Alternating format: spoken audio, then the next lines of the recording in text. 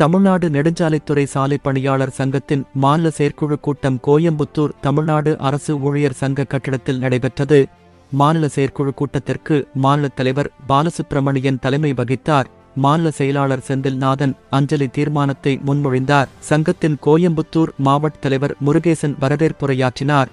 சங்கத்தின் மாநில துணைத் தலைவர் சிங்கராயன், மாநில செயலாளர்கள் செந்தில்நாதன், ஹரிபாலகிருஷ்ணன், சையது யூசுப் ஜான் ஆகியோர் முன்னிலை வகித்தனர். கூட்டத்தில் கோரிக்கைகளை வலியுறுத்தி வரும் 27ஆம் தேதி கோட்டப் பொறியாளர் அலுவலகங்கள் முன்பு தீப்பந்த ஒளியேந்தி மாலை நேர தர்ணா நடத்துவது, ஆகஸ்ட் 12ஆம் தேதி முன்னாள் முதலமைச்சர் கருணாநிதி நினைவிடத்தில் கோரிக்கை மனு அளித்து தொடருண்ணாவிரத போராட்டத்தில் ஈடுபடுவது உள்ளிட்ட பல்வேறு முக்கிய தீர்மானங்கள் நிறைவேற்றப்பட்டன. கூட்டத்தின் நிறைவாக மாநில பொருளாளர் ரா தமிழ் நன்றியுரையாற்றினார்.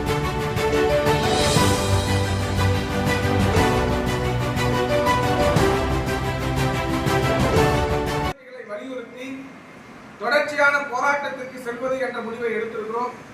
அதனுடைய முதல் கட்டமாக வரக்கூடிய ஜூலை 29ஆம் தேதி தமிழ்நாடு முழுவதும் அனைத்து கோட்ட பொறியாளர் அலுவலகங்கள் முன்பு சாலை பணியாளர்கள் கைகளில் தீப்பந்த ஒளியேந்தி மாலை நேர தர்ணா போராட்டத்தை நடத்துவது என்ற முடிவை நாங்கள் எடுத்திருக்கிறோம்.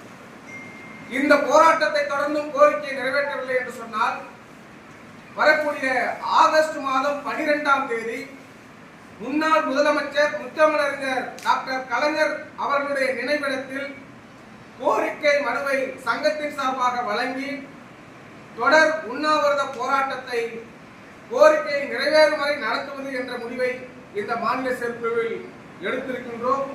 உள்ளூர் செய்திகள் முதல் உலகச் செய்திகள் வரை தெரிந்து கொள்ள மதுரை முரசு சேனலை சப்ஸ்கிரைப் செய்யுங்கள்.